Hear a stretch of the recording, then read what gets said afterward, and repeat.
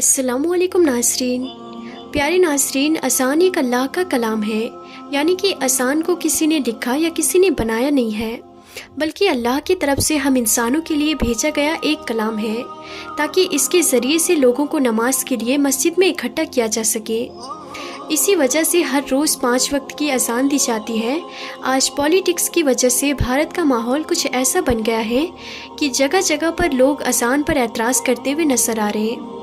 ये लोग शायद इस बात को भूल गए हैं कि जब अल्लाह का अज़ाब आता है तो इंसान को संभलने तक का मौका नहीं मिलता और इंसान तबाह बर्बाद होकर रह जाता है।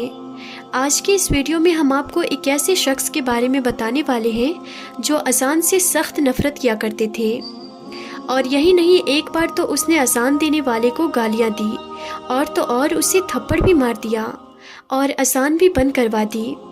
उसके बाद में उस इंसान के साथ में जो कुछ हुआ उसके बारे में जानकर यकीनन आप लोग भी हैरान और परेशान हो जाओगे। इसीलिए आज की ये वीडियो आप सभी के लिए बहुत ही ख़ास है। आप हिंदू हो या मुस्लिम, आप इस वीडियो को आखिर तक ज़रूर देखिएगा और मेहरबानी करके कमेंट बॉक्स में अल्लाह अकबर ज़रूर लिखें। प्यारे नाज़रीन, बहुत पहले की बात है, किसी पोस्ट पर एक बहुत बड़ा ऑफिसर था।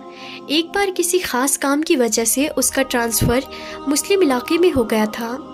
इत्तेफाक से उसको जो वहाँ पर रहने के लिए जो मकान मिला, उसके करीब में ही एक मस्जिद थी जिसमें 5 टाइम रोज़ाना अज़ान दी जाती थी। एक दिन वो ऑफिसर अपने मकान के अंदर सो रहा था कि इतने में मस्जिद में फजर की अज़ान होने लगी, यानी कि उसके कानों में अज़ान की आवाज़ ज़ोर से पड़ने लगी, जिससे उस ऑफिसर की आंखें खुल गई। ये देखकर उस ऑफिसर को बहुत गुस्सा आ गया, इसीलिए उसने सुबह होते ही उस मौज़िन को, यानी कि अज़ान देने वाले को अपने पास बुलाया और उससे कहने लगा कि कल से सुबह की अज़ान लाउड स्पीकर में मत देना, क्योंकि मेरा घर मस्जिद के करीब में है और सुबह अज़ान की वजह से मेरी नींद में खलल पैदा होता है, यानी कि मेरी नींद ख़राब होती है। ये सुनकर अज़ान देने वाले मौज़िन ने कहा कि साहब, ये तो अल्लाह का कलाम है, इसको सुनकर तो सुबह सुबह दिल को सुकून पहुंचना चाहिए, और अगर मैं सुबह सुबह लाउड स्पीकर में अज़ान ना दूंगा तो जो बूढ़े बुजुर्ग लोग हैं उनकी आंखें कैसे खुलेगी। और यही नहीं, बहुत से बूढ़े बुजुर्ग ऐसे भी हैं जिनके पास वक्त देखने के लिए घड़ी भी नहीं है, या फिर उनको घड़ी में टाइम देखना नहीं आता है। ऐसे लोग तो सुबह सुबह अज़ान की आवाज़ सुनकर ही मस्जिद में नमाज़ पढ़ने के लिए आते हैं। और साहब, अज़ान की आवाज़ सुनकर आप भी जल्दी सुबह उठ जाया करो, इससे आपको भी बहुत ही ज़्यादा फ़ायदा होगा। सुबह सुबह जल्दी उठकर आप भी पैदल चला करो, इससे आपके जिस्म को भी काफ़ी फ़ायदा हासिल होगा। वो ऑफिसर तो मुसलमानों के बारे में तरह तरह की बातें सुनकर उनसे पहले ही नफ़रत करता था, इसीलिए वो फिर इस आदमी की ऐसी बातें सुनकर गुस्से में आकर कहने लगा कि मुझे ज़्यादा समझाने की ज़रूरत नहीं है, और याद रखना, ख़बरदार, अगर तुमने कल लाउड स्पीकर में सुबह फजर की अज़ान दी तो तुम्हारी खैर नहीं। और ऐसे ही उस ऑफिसर ने अज़ान देने वाले को खरी खोटी सुनाकर भेज दिया, मगर उस अज़ान देने वाले ने उस ऑफिसर की बात पर कुछ ख़ास ध्यान नहीं दिया, इसीलिए फिर उसने अगले दिन ही सुबह फजर के वक्त में लाउड स्पीकर से अज़ान दे दी। जैसे ही सुबह सुबह उस ऑफिसर ने अज़ान की आवाज़ सुनी तो गुस्से से लाल हो गया और वो फ़ौरन उस अज़ान देने वाले के पास गया और उसको बुरा भला कहने लगा। और यही नहीं, गुस्से में उसने उस अज़ान देने वाले शख्स को थप्पड़ भी मार दिया और कहने लगा कि मैंने तुमको कल कितना समझाया था कि सुबह अज़ान की आवाज़ से मेरी नींद ख़राब होती है, इसीलिए लाउड स्पीकर में अज़ान मत देना, लेकिन तुमने तो मेरी बात पर ध्यान ही नहीं दिया। बेचारा अज़ान देने वाला उस ऑफिसर को क्या कहता, वो तो थप्पड़ खाकर रोने लगा और दिल ही दिल में अल्लाह ताला से दुआ करने लगा कि या अल्लाह, जिसने तेरी इस अज़ान को देने वाले बंदे पर जुल्म किया तो तू इसे अपने अज़ाब में डाल दे, इसे ऐसी सज़ा दे इसकी अक्ल ठिकाने में आ जाए। जैसे ही मौज़िन की आवाज़ अल्लाह की बारगाह में पहुंची तो अल्लाह ने फ़ौरन उसकी दुआ कबूल कर ली और उसी दिन उस ऑफिसर पर अज़ाब नासिल हो गया, यानी कि उसी रात वो अल्लाह की पकड़ में आ गया जिस दिन उसने अज़ान देने वाले को थप्पड़ मारा। उस रात वो अपने घर में सोया ज़रूर था, मगर सुबह वो उठ ना सका, क्योंकि उसी रात उसके जिस्म के आधे हिस्से पर लकवा मार गया, जिसकी वजह से उसके हाथ हिलने के काबिल भी नहीं रहे। उसके बाद उस ऑफिसर का काफ़ी इलाज करवाया गया, मगर उसका वो मर्ज ठीक ना हो सका। ये देखकर दफ्तर वालों ने उसे नौकरी से भी निकाल दिया। अब उसके घर में जो मोटी रकम आती थी वो भी आना बंद हो गई थी। अब घर में पड़ा पड़ा अपनी बीवी को परेशान करने लगा और लड़ाई झगड़ा करने लगा।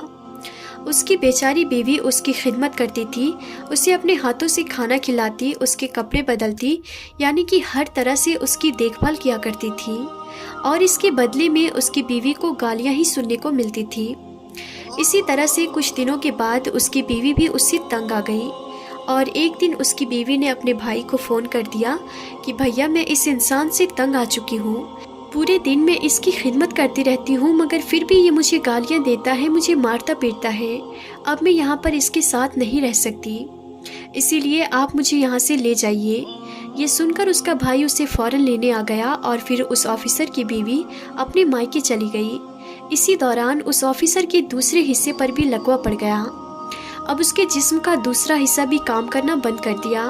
अब उसकी दोनों टांगें सीने से जा लगी थी। अब वो ऑफिसर एक जिंदा लाश बनकर रह गया था।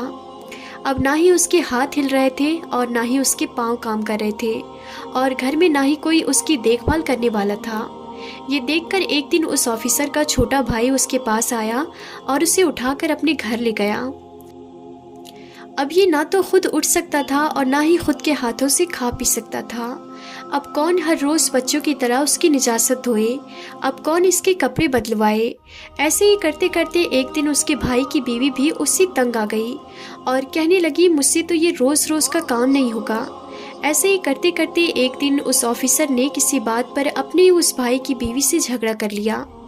उसको कोई सख्त बात कह दी क्योंकि उसकी ज़बान पे काबू ना था, इसीलिए उसने अपने भाई की बीवी को गालियां सुना दी।